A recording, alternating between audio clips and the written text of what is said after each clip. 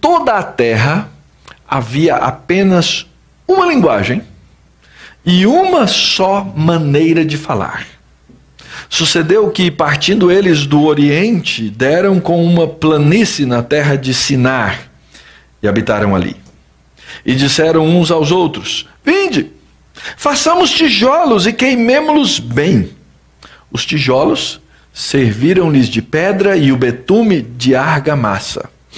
Disseram: vinde, edifiquemos para nós uma cidade e uma torre, cujo tope chegue até os céus, e tornemos célebres o nosso nome, para que não sejamos espalhados por toda a terra. Então, desceu o Senhor Jeová para ver a cidade e a torre, essa que os filhos dos homens edificavam. E o Senhor disse: eis que o povo é um, e todos têm a mesma linguagem. Isso é apenas o começo. Agora não haverá restrição para tudo que intentam fazer. Vinde, desçamos e confundamos ali a sua linguagem, para que um não entenda a linguagem de outro.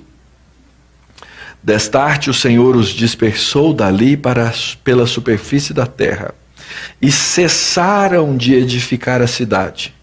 Chamou-se-lhe por isso o nome de Babel, porque ali confundiu o Senhor a linguagem de toda a terra, e dali o Senhor os dispersou por toda a superfície dela. Vamos orar? Senhor, nós rogamos que no dia de hoje o Senhor nos permita entender a Tua palavra. Que o Senhor, pela Tua misericórdia, nos ilumine com o Teu Espírito Santo, como cantamos, dando-nos, ó Deus, a compreensão da Tua verdade. E compreendendo a Tua verdade, com mente e corações cativos, possamos, ó Deus, ser aqueles que fazem o que o Senhor quer, num mundo de confusão, num mundo que é cheio de trevas. Que as palavras dos meus lábios, na Tua presença, Senhor meu, rocha minha e Redentor meu. Amém. Essa história certamente encontra-se no meio da grande história da Bíblia. Aliás, é uma das histórias chaves no processo de compreensão de como acontece a criação, a queda e a redenção. Na série de exposições que estamos fazendo aqui no livro de Gênesis, nós temos visto que Deus criou todas as coisas com um propósito. Deus criou com um objetivo. Deus criou com uma orientação. E o homem, depois de ter sido criado, feito à imagem e semelhança de Deus, de ter recebido o padrão de Deus para fazer todas as coisas, rebelou-se contra o seu Criador. Nesse processo, o homem entra em completo desequilíbrio, porque conhece o mal, que ele não sabe lidar com ele conhece a mentira, deixa de crer na verdade, ele se rebela contra o Criador e ele quebra o padrão da imagem de Deus no qual ele foi criado.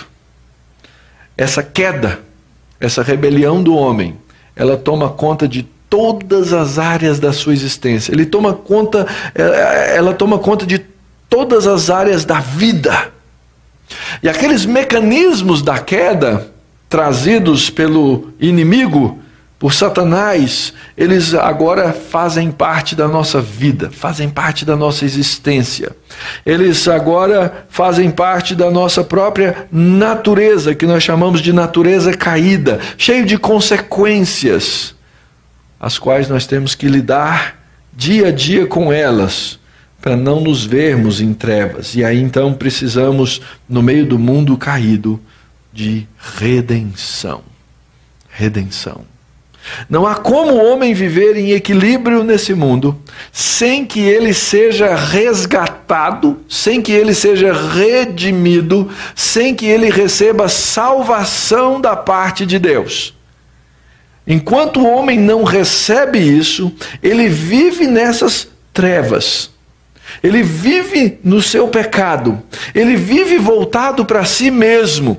Ele vive para servir a si e aquele que se assenhorou da sua vida, que é o inimigo das nossas almas, que é Satanás. Então o homem precisa de Cristo. Ele precisa reconhecer o mundo no qual ele vive, ele precisa reconhecer o seu próprio pecado, ele precisa reconhecer a sua necessidade de salvação e ele precisa entregar-se e render-se a Cristo. Cristo que chama, Cristo que acolhe, Cristo que elege, Cristo que busca para que nós vivamos nessa luz. E nós caminhamos, queridos, para uma história de consumação. Uma história de consumação.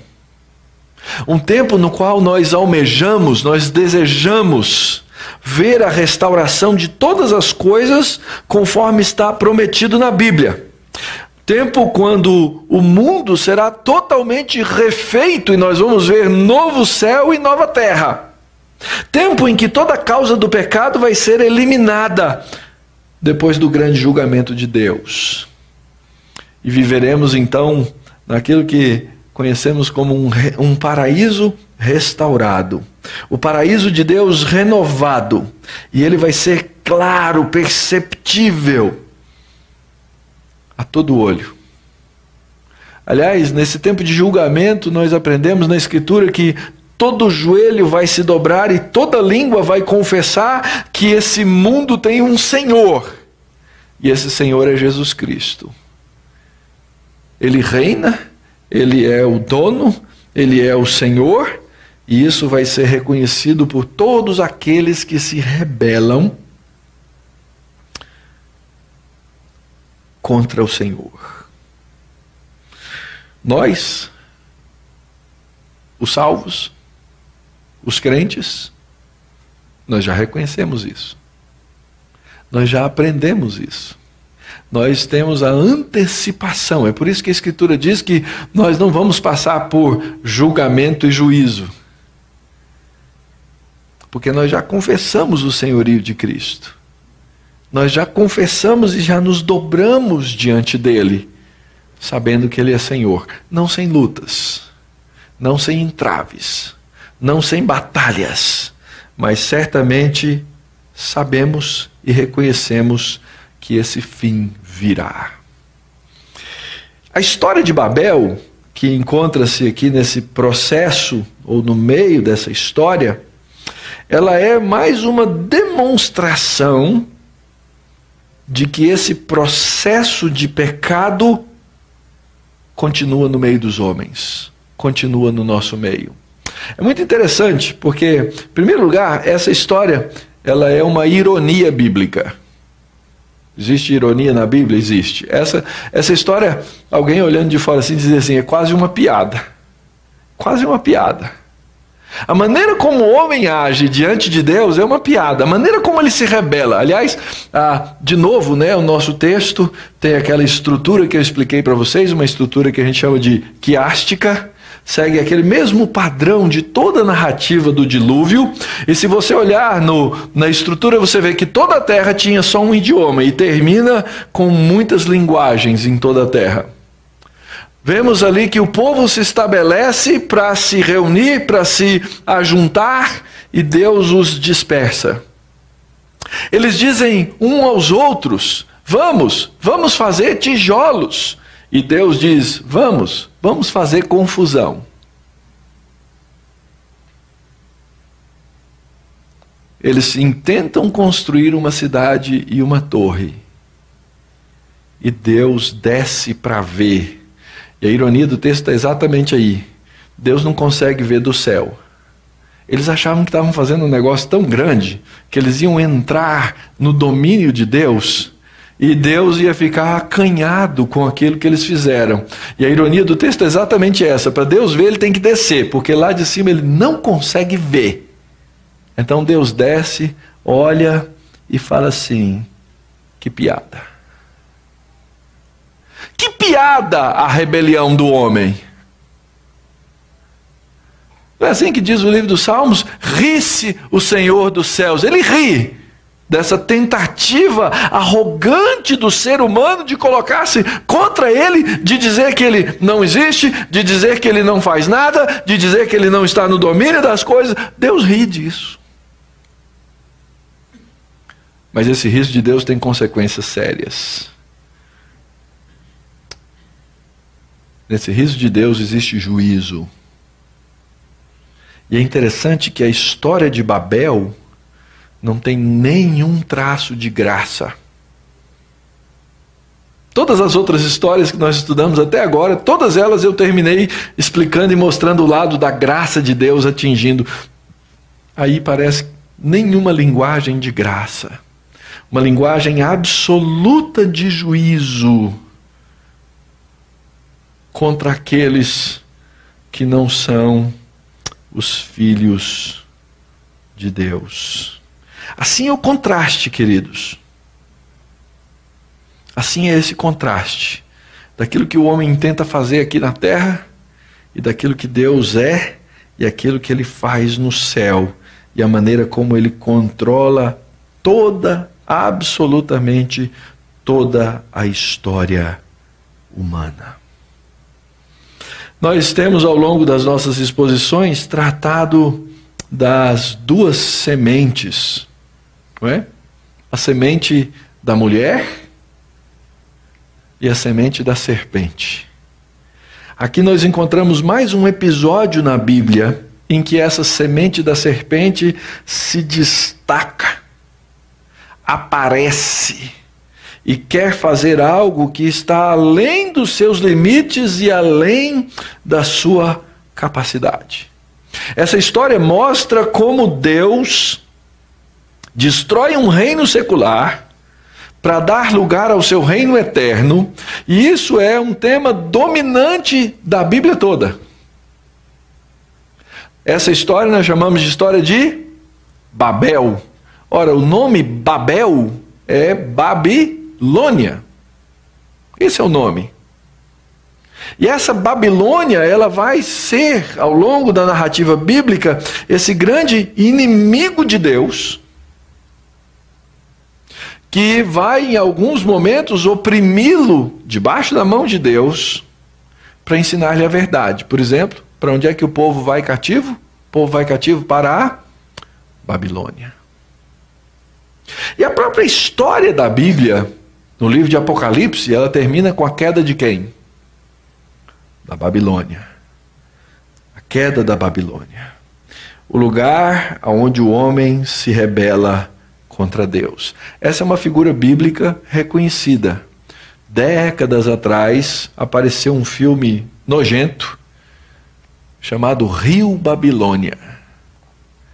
É um filme todo a respeito de prostituição. E Babilônia é conhecida no livro de Apocalipse como a mãe de todas as prostitutas. É interessante como o mundo vive em torno da perversão daquelas coisas boas que Deus criou, incluindo a sexualidade.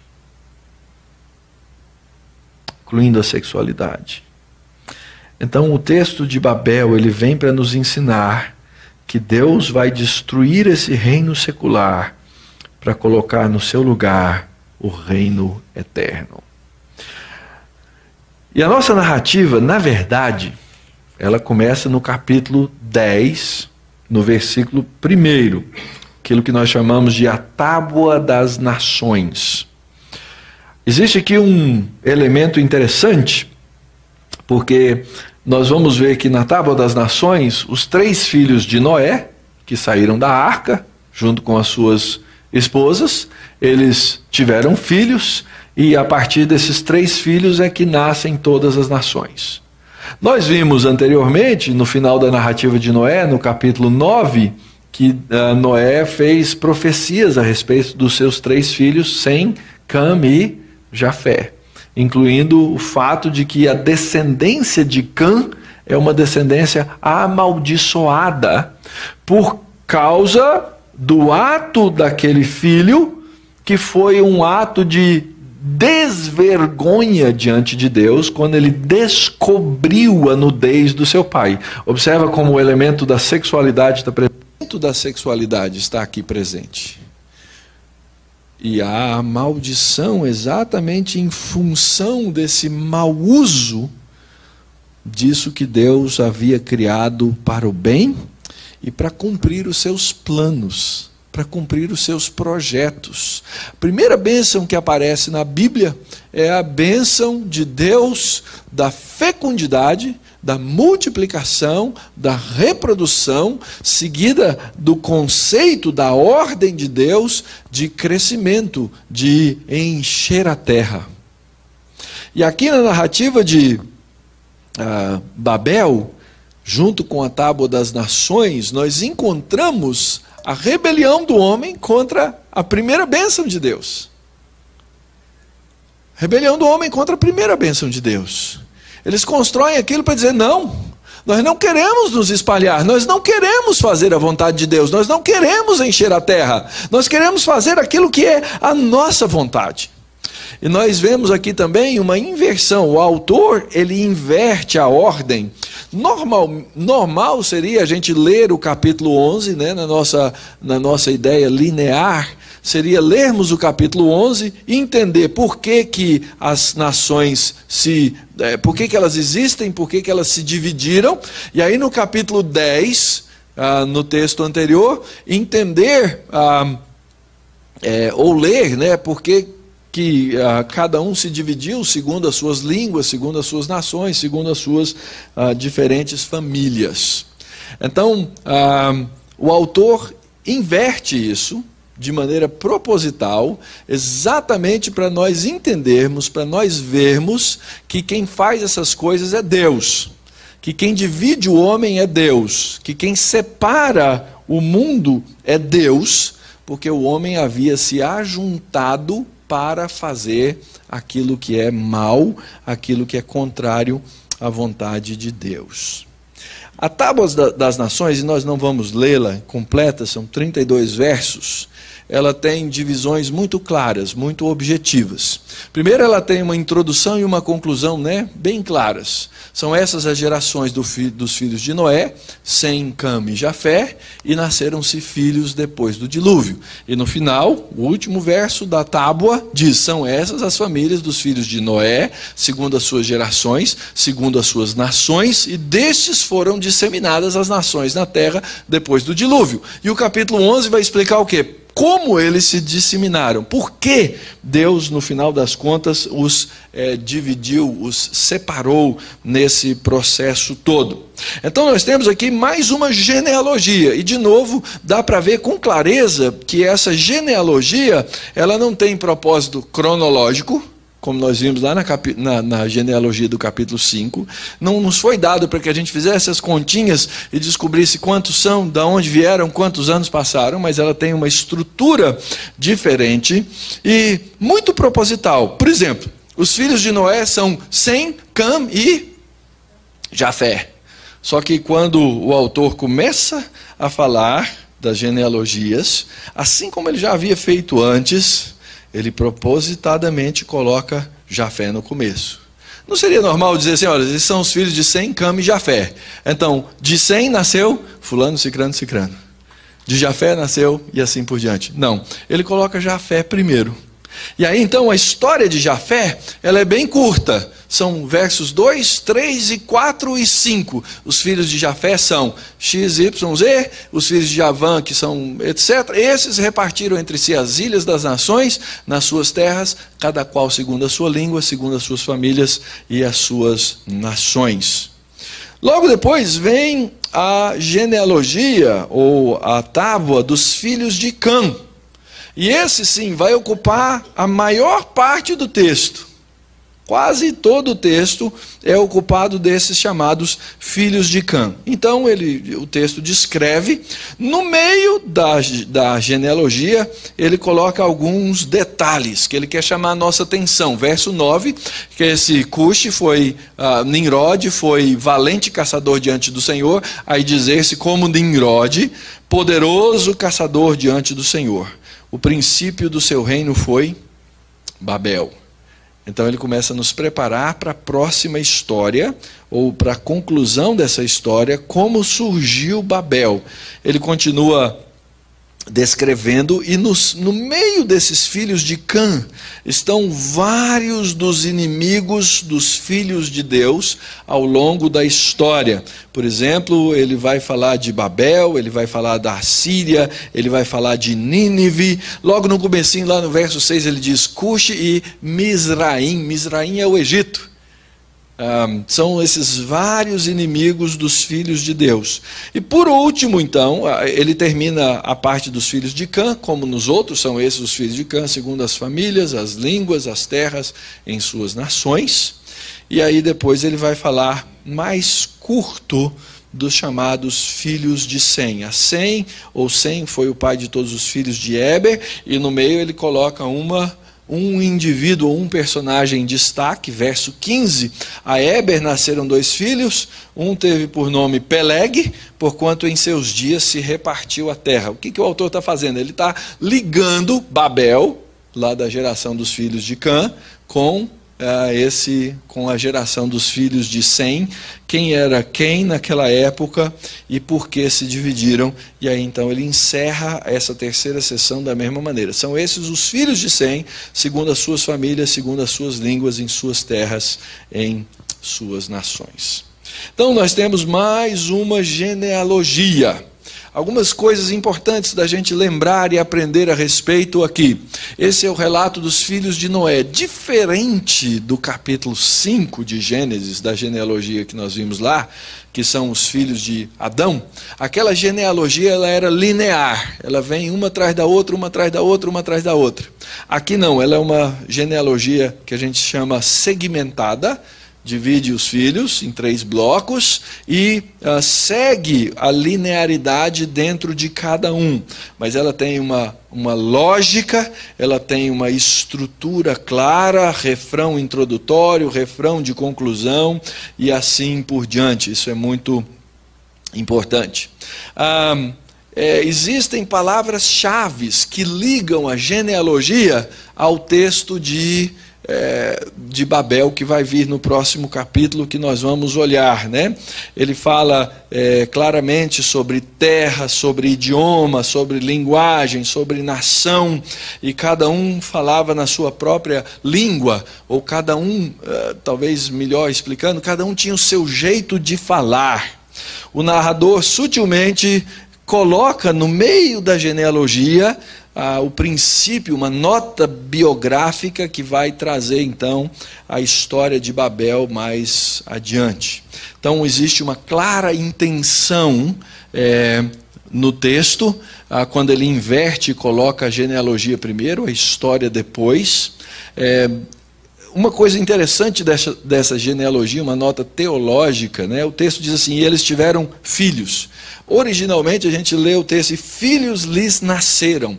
O autor quer dar certeza para o leitor, de saber que filhos são coisas que vêm de Deus. A saber, eles não são, esses homens todos que têm os seus filhos, eles não são os atores da história. Eles são os recipientes de Deus para ter esses filhos. E aí então ele divide os filhos, os seus territórios, seus clãs, suas nações, seus idiomas. E no meio da história então nós temos esses 2 destaques, que eu já mencionei rapidamente. Cuxi, que é pai de Nimrod, e o nome Nimrod significa nós nos rebelaremos. Então ele está chamando essa rebelião original que apareceu no capítulo 1, ele está chamando essa rebelião que no capítulo 3 de Gênesis, a rebelião que aparece nos filhos de Caim no capítulo 4, e a rebelião agora que apareceu no capítulo 6, quando os homens se tornaram maus, todo o intento do seu coração se tornou mau, e então os homens fazem o quê? Eles constroem cidades. É interessante isso.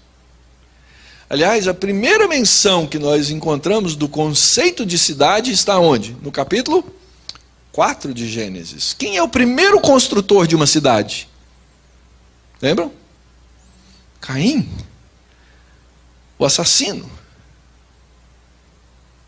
É quando os homens se juntam, quando os homens se reúnem, e agora eles não têm domínio sobre o mal. Lembra? Deus disse: não comam da árvore do conhecimento do bem e do mal, porque no dia que vocês delas comerem, vão morrer.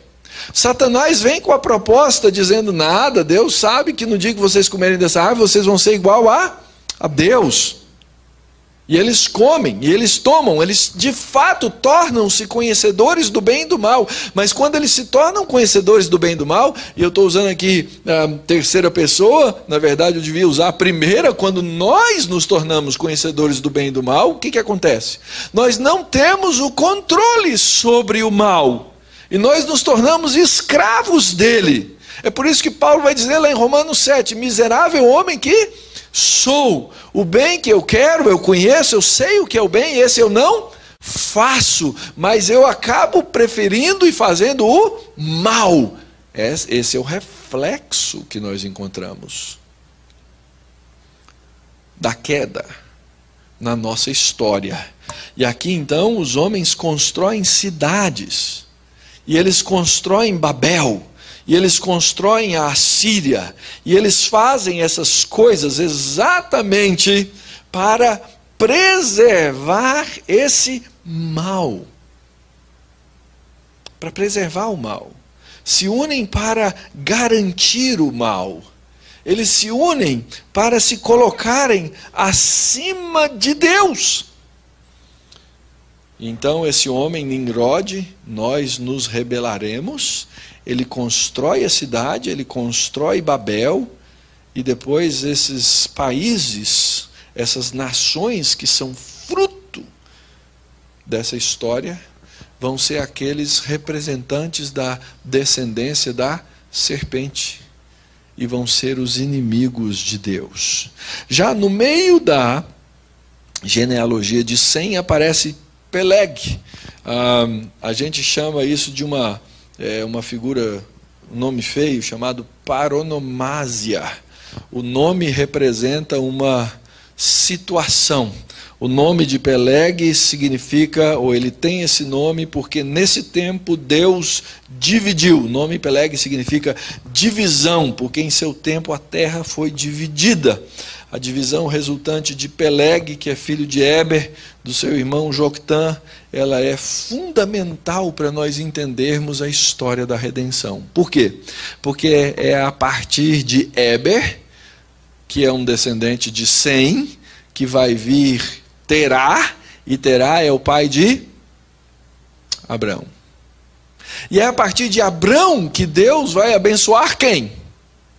Todas as nações. Gente, não tem nada na Bíblia que é aleatório. A história, ela é contada de uma maneira que nós possamos entender, compreender, para ter a compreensão plena, completa daquilo que Deus vem fazendo ao longo de toda a história humana. E Deus então chama esse Abrão, e esse Abraão vai ser uma bênção para todas as famílias da terra. A última dica interessante que o narrador deixa no texto é que quando ele conta a história de Jafé nessa tábua, e ele conta a história de Sem nessa tábua, ele usa números múltiplos, completos. Então ele conta, ele vai 7 filhos. Depois ele conta 7 gerações. Quando ele conta a história de Cã no meio, não tem nenhum número certo. A história de Cã é caótica. A história de Cã é bagunçada. A história daqueles que Deus vai carregar e vai levar para abençoar, ela é ordeira. Ela é uma história proposital. Então, no final da história, quando você soma todas essas gerações, você encontra quantas nações? 70. 7 vezes 10. 2 números que representam a completude, perfeição. E aí, então, a partir desse número, é que Deus vai abençoar toda a terra. com os 7 filhos de Jafé, com os diversos filhos, os 12 filhos e os 14 nomes dos filhos de Sem, e assim por diante. Então essa é o propósito, essa é a ideia dessa narrativa da Tábua das Nações aparecer primeiro. Termina a Tábua das Nações, vem a rebelião, que é quando o homem busca a sua autonomia. Esse, queridos, é o grande pecado do homem. É o pecado de querer livrar-se de Deus, de seguir a sua própria lei, a sua autonomos, de viver por si mesmo. E é aí que nós vemos a semente da serpente a serviço de si mesma, a serviço de querer livrar-se e libertar-se de Deus.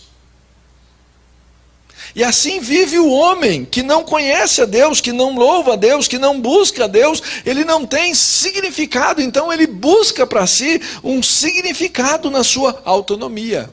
Ou ele se torna escravo de outrem, ou ele se torna escravo de si mesmo. Mas o fato é que ele continua a mostrar, a representar, a demonstrar a sua rebelião contra o Todo-Poderoso. Havia uma só linguagem, e eles partiram do Oriente, pararam numa planície. Lembra qual foi o último lugar onde os filhos de Noé estavam? No monte, aonde a arca parou. E agora eles saem de lá e eles vão migrando para o Oriente. E então eles têm todo esse projeto, toda essa ideia de tornar o seu nome célebre na terra. Muito bem, como é que funciona essa rebelião? Primeira coisa, a linguagem deles servia como uma unidade para o pecado. O homem, ele gosta de se associar para o pecado. Aqui, os habitantes dessa cidade, a gente pode chamar eles de babelitas, ou os babilônios, não é? Eles se uniram para o pecado. E o pecado deles é muito semelhante aos pecados dos seus antecedentes. Eles, com sabedoria humana, resolveram fazer aquilo que Deus disse para eles não fazerem. Eles disseram: aquilo que Deus quer, nós não queremos. Então eles vão para o Oriente. O texto diz do Oriente, mas pode ser para o Oriente. O que significa eles foram indo para o Oriente?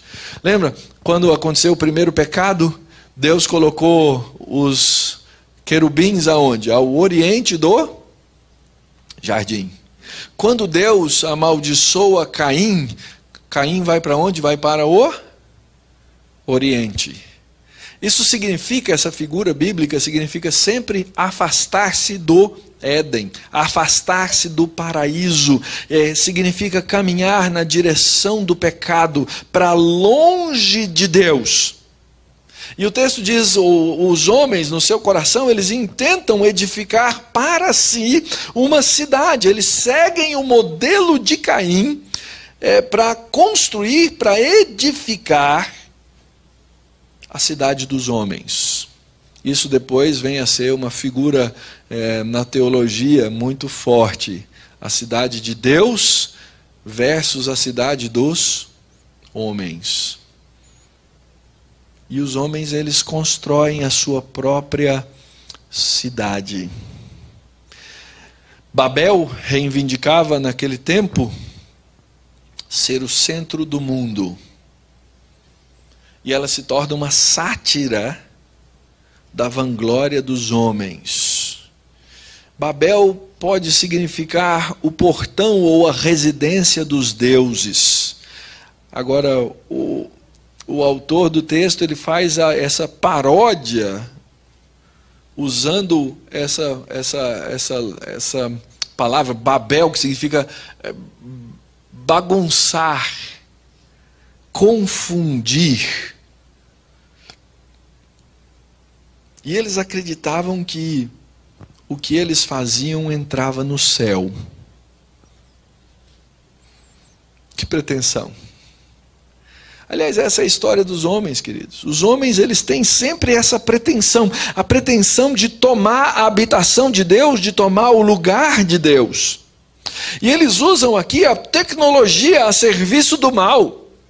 O texto faz questão de dizer isso. Eles seguiram o mandato cultural, eles inventaram um negócio legal, que era fazer tijolo, cozer os tijolos, usar o betume como argamassa. E nós precisamos lembrar, essa história ela está sendo lida, ela está sendo contada para o povo que vai entrar na Terra Prometida. E o povo que saiu do Egito, uma terra dos descendentes de Cã, está indo agora encontrar-se com quem? Com os descendentes de Canaã, com os filisteus. Eles precisam entender a sua história, eles precisam saber de onde eles vieram e para onde eles estão indo. E a gente sabe depois, posteriormente, que os israelitas, as suas grandes construções, os seus grandes templos, eles são feitos de quê? Deus ordena que eles façam de quê? De pedra. Enquanto que no Egito eles tinham que fazer os templos de tijolos. Tudo tem relação no texto. Tudo tem uma conexão no texto. E aqui o homem, então, eles aprendem aqui que o homem é capaz de criar boa tecnologia para o serviço do mal, para tentar ser como Deus, para tentar chegar ao lugar de Deus. E nós sabemos hoje que as torres daquele tempo eram os chamados zigurates. Esses são zigurates, estão hoje lá na região do Iraque, alguns antigos, alguns reconstruídos. Esse seria um dos modelos. E a ideia de um zigurate era um tipo de pirâmide em forma de escada, que era para convencer os deuses a descerem aquela escada e entrarem no templo que ficava ali embaixo. Era o jeito deles convencerem Deus. Deus, vem cá, vem conversar com a gente e tal. Quem sabe a gente faz um acordo. Mas eles queriam invadir a cidade ou o lugar dos deuses. E aqui eles querem afrontar a Deus, construindo a sua torre para chegar no lugar de Deus, para dominar a Deus. O alvo deles, quinto ponto, era tornar o seu nome grande. O seu nome célebre, era engrandecer o próprio nome, acima do nome de Deus, era um desafio a Deus. E naquelas culturas, o nome tinha um valor muito grande. Você vê o seu nome associado a alguma coisa ruim, era uma desonra. O nome representa a pessoa, o indivíduo. Se alguém ofende o meu nome, ofende a mim. O que o homem queria era engrandecer o seu nome, era colocar o seu nome num lugar, numa posição, que ele fosse reconhecido enquanto ele estava vivo e que ele continuasse a ser reconhecido depois de morto, porque ele tornou o seu nome célebre. Assim fez Nimrod. Mas o seu alvo final era desobedecer a uma ordem direta de Deus. Como disse, a primeira bênção de Deus foi fecundidade, multiplicação, domínio, sujeição e encher a terra. E aqui o homem diz, nós não vamos encher a terra. Nós não vamos fazer o que Deus nos ordenou fazer. Nós queremos fazer do nosso jeito, da nossa maneira. E eles usavam um dom de Deus, que era a própria língua, para se manter unidos em torno do mal. Como é que você consegue vencer uma guerra? Você precisa convencer as pessoas que aquele é um inimigo comum. Se você conseguir convencer que o meu inimigo é o seu inimigo, você se ajunta comigo para combatê-lo. Nós fazemos assim, é o natural do ser humano. Então a gente se ajunta em nação, em tribo. Se alguém vem e ameaça o Brasil, nós aí viramos todos o quê? Cidadãos conscientes, respeitosos, amamos a nação. Se tiver uma guerra, todo mundo vira patriota. Se as pessoas forem convencidas de que o inimigo é comum. O homem se organiza em torno do mal, tendo a Deus e a sua ordem como seu inimigo, e desobedecem ao Senhor. Então, qual é o grande problema do ser humano, querido? O grande problema do ser humano é a sua busca de autonomia. É a sua separação de Deus. É a sua ideia caída, pecaminosa, de que ele pode viver sem o Criador do universo e fazer as coisas do seu próprio jeito. Então a rebelião continua, mas Deus persiste. Deus insiste em dizer ao homem, em relatar ao homem que ele é criatura. E a maneira de Deus fazer isso é exatamente trazendo o seu juízo. Lembra que nós já tivemos até agora 3 situações imensas de juízo. A primeira situação de juízo foi o homem ser expulso do paraíso, separado de Deus. A segunda situação de juízo veio sobre Caim. A terceira situação de juízo veio sobre toda a terra, no dilúvio. E agora então vem a quarta situação de juízo. Deus traz o juízo sobre a humanidade, de uma maneira diferente, para reter o mal. Olha só como é que o texto se desenvolve. Então desceu o Senhor para ver a cidade e a torre. Como eu disse, uma grande ironia. Deus olha do céu e é tão pequeno que ele precisa descer. Ele diz: eis que o povo é um, e todos têm a mesma linguagem. Isso é apenas o começo. O que essa expressãozinha quer dizer? Vai virar tudo conforme era antes do dilúvio. É só o começo, eles estão fazendo tudo de novo. O dilúvio não ensinou para eles a lição. Então agora eu preciso restringir o que o coração do homem intenta fazer. Essa é a ideia. Verso 7, vinde, desçamos e confundamos, façamos a confusão, para que um não entenda a linguagem do outro.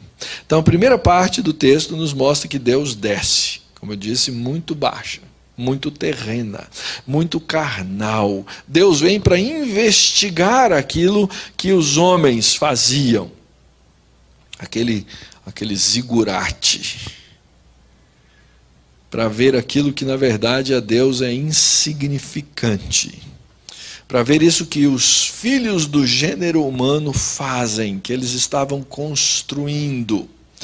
Eles eram um só, então eles tinham todos esse sangue, esse parentesco, falavam uma linguagem comum, que era a fonte da sua unidade, e eles constroem essas coisas. Deus diz, eles vão fazer tudo de novo.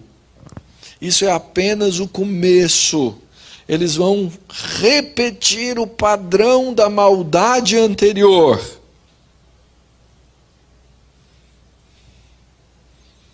E é assim até hoje, né, irmãos? Nós vivemos no século 21, nós olhamos para a nossa história e dizemos assim, puxa vida, como somos civilizados, mas nós vivemos num mundo de barbárie. Para pensar um pouquinho. Nós estamos vivendo aqui bem, queridos. Nós estamos vivendo bem aqui no Brasil. E às vezes nós somos afetados pela barbárie. Mas tem milhões, milhares de pessoas ao redor do mundo que são afetados pela barbárie todos os dias. Quem imaginaria que em pleno século 21, por causa de uma série de guerras em busca do poder, e de homens tentando construir para si um grande nome, as suas grandes riquezas, nós veríamos um êxodo do Oriente para a Europa. E aí você vê as fotos, você vê as imagens, E você vê como o homem é bárbaro. Nessa semana, 2 casais de seminaristas aqui do nosso seminário foram assaltados. Levaram tudo. Inclusive tiro. Ninguém saiu ferido. Mas pensa, quando essas coisas nos afetam de maneira direta, você percebe que o mundo não tem lei. Que, na verdade, mesmo que a gente tenha uma lei escrita e mesmo que a gente tenha uma suposta segurança, quando a barbaridade do homem nos afeta, quando ela nos toca, nós somos imediatamente balançados. Você se sente inseguro, você tem medo, você fica com medo de sair nas ruas.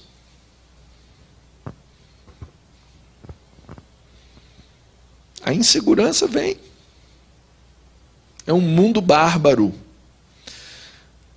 Isso porque Deus restringiu a maldade do homem. Então Deus diz: vinde, desçamos, confundamos. A linguagem é a mesma linguagem do capítulo 1. Lembra lá no capítulo 1, Deus diz: façamos o homem à nossa imagem. É o conselho divino. Aqui agora Deus diz: temos que dividir, porque o homem se reúne para o mal. E aí então o texto caminha para a conclusão dizendo: desta arte o Senhor Jeová os dispersou dali pela superfície da terra. Deus disse: não faz do jeito que eu mandei, eu faço vocês fazerem. E eles então cessaram de edificar a cidade.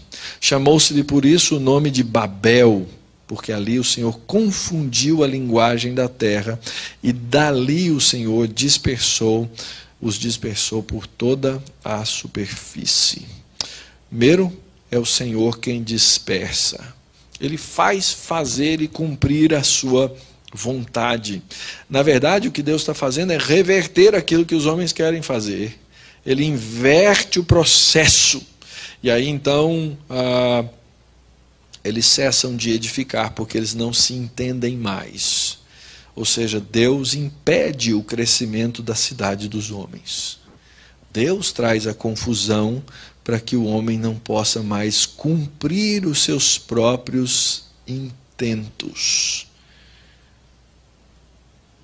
Essa Babel que os homens criam, eles voltam a construir vez após vez.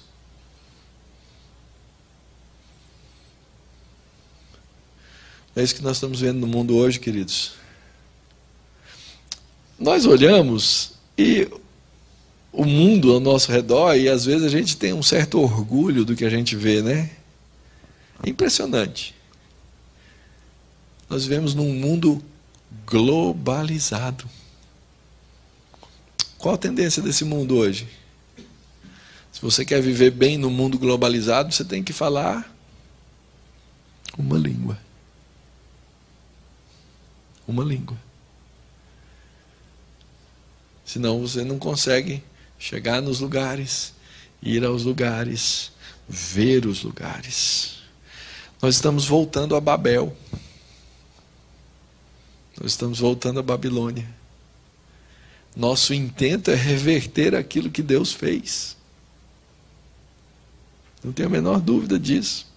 A grande pergunta, então, é o que nós vamos fazer diante daquilo que nós entendemos a partir da Escritura. Primeira coisa que nós precisamos entender para fazer algo é que Deus é o Deus de todas as nações. Nós começamos o nosso culto cantando isso, sobre o Rei das Nações. Ele é Deus sobre todas elas. É Deus, segundo o autor, o Altíssimo, segundo o autor de Deuteronômio, que deu às nações a sua herança quando dividiu a humanidade. Determinou-lhes, segundo o apóstolo Paulo, no capítulo 17 de Atos, determinou-lhes os tempos, os lugares onde pudessem viver. Eu tenho que viver tranquilo. A minha teologia, ou a teologia da Bíblia, é aquilo que tem que me dar a base sobre a qual vou viver. Eu tenho que viver tranquilo. Deus está no controle. Apesar de tudo que está acontecendo no mundo, Deus está no controle. Não tem nada fora do controle de Deus. Se você entendesse isso com profundidade, meu irmão, minha irmã, você teria metade das fobias que você tem.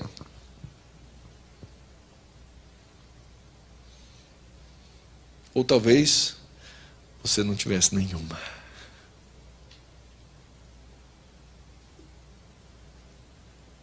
As nossas fobias, interessante, as nossas fobias, elas são fruto, em última análise, da nossa falta de fé.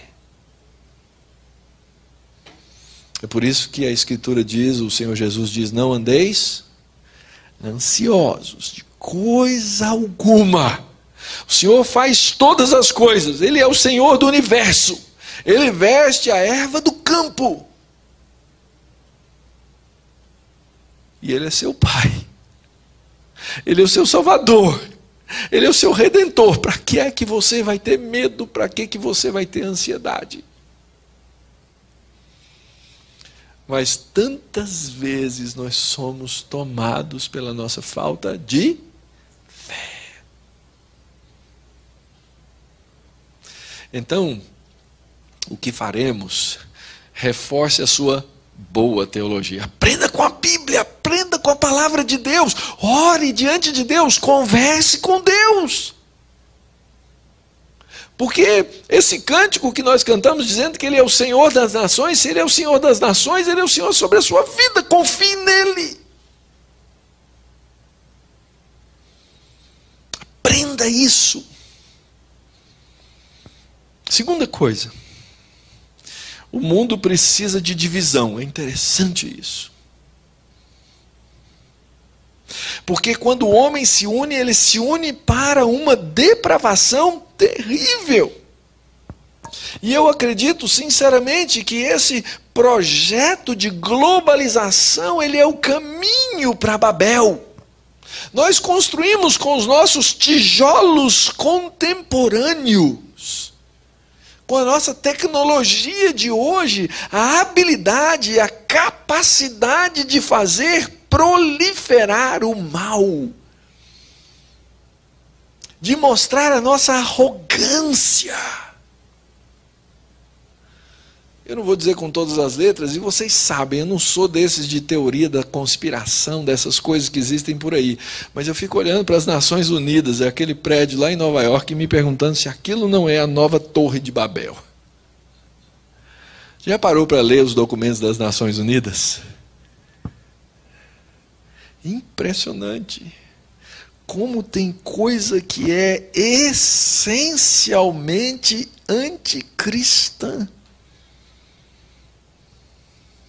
É uma humanidade movida pela mesma arrogância dos habitantes de Babel.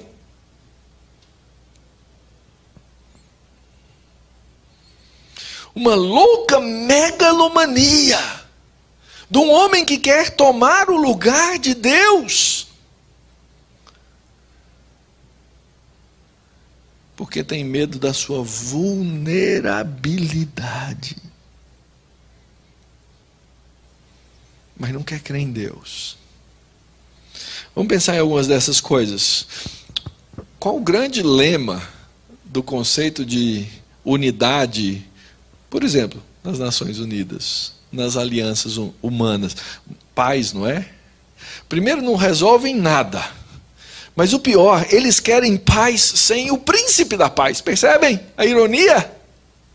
Eles querem a paz sem o príncipe da paz. Nós, irmãos, temos a mensagem do príncipe da paz.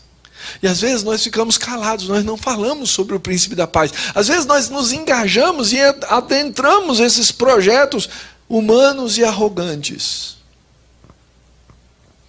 Isso faz parte do nosso humanismo. Outra coisa que é profundamente afetada por isso é a nossa visão da cidade. Nós vivemos em um dos maiores centros urbanos do mundo. Como eu disse lá no começo, São Paulo é um lugar que impressiona. E Deus, queridos, Ele nos chamou para amar São Paulo. Mas não na forma como os homens amam. Porque, afinal de contas, essa é a cidade dos homens.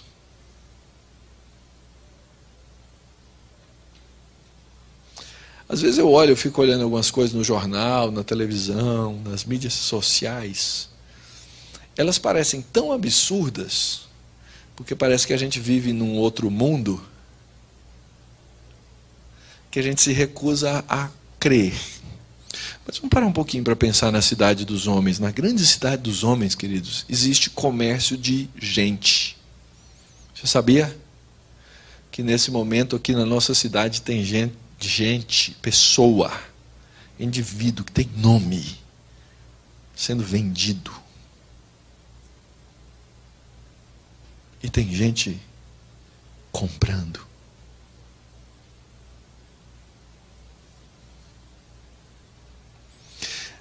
Nesse exato momento em que nós estamos aqui confortavelmente reunidos, pela graça de Deus, tem gente vendendo o seu corpo. Homens, mulheres, crianças. Coisas que a gente quer evitar, né? Não quero nem saber. Mas que são, até hoje eu nem sei, antigamente eram publicadas no jornal. Classificado de gente vendendo o corpo. Parece que hoje essas coisas acontecem, né, naquilo que eles chamam de internet profunda. Se comercializa de tudo nesse lugar. Tudo. Gente, órgãos humanos. Então eu não posso amar essas coisas, mas é no meio dessas trevas que eu faço como Abrão. Eu fico aguardando a cidade que tem fundamento, da qual Deus é o arquiteto, o edificador, que é diferente de Babel. Mas no meio dessas trevas eu trago a luz, pregando o Evangelho de Cristo. Então, não deixe de pregar. Outra coisa importante a raiz da nossa idolatria pecaminosa. Eles construíram Babel para engrandecer o seu nome. E hoje nós queremos engrandecer o nosso nome. De alguma maneira, de algum jeito, eu quero deixar a minha herança, eu quero deixar o meu legado, eu quero que as pessoas me... Nada disso, queridos, nós temos que deixar o nome de Cristo. Quando eu deixo o nome de Cristo, aquele que Deus exaltou sobremaneira, aquele que recebeu o nome que está acima de todo nome, eu esqueço do meu nome. Porque eu quero o nome de Cristo exaltado. Porque a esse nome se dobra todo o joelho, nos céus, na terra e debaixo da terra. Então, quando você estiver no mundo, no meio do mundo, lembre-se de falar desse nome, lembre-se de confessar esse nome, lembre-se de dizer que Jesus Cristo, esse é o Senhor, e que isso honra e glorifica o nome de Deus Pai.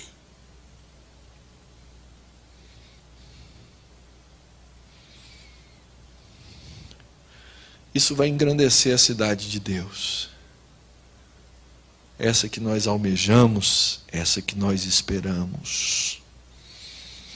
E por último, nós aprendemos uma coisa linda aqui.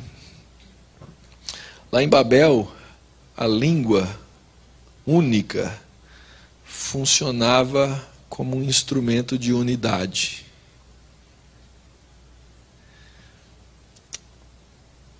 Deus causou a divisão, não foi? Mas nós temos um episódio na Bíblia no qual Deus reverteu a divisão. Qual foi? Pentecostes. Foi isso? Atos capítulo 2 é a reversão de Babel. É Deus derrubando a cidade dos homens para construir a cidade dele, o reino dele, que vem por meio do seu agente, que é a igreja. Na igreja nós encontramos unidade. Olha lá o que diz em Atos 2, verso 4. Todos ficaram cheios do Espírito Santo e passaram a falar em outras línguas, segundo o Espírito que lhes concedia que falassem. Ora, estavam habitando em Jerusalém homens piedosos, vindo de outras nações debaixo do céu. Quando, pois, se fez ouvir aquela voz, afluiu a multidão que se possuiu de perplexidade, porquanto cada um os ouvia falar na sua própria língua. Isso só acontece na igreja.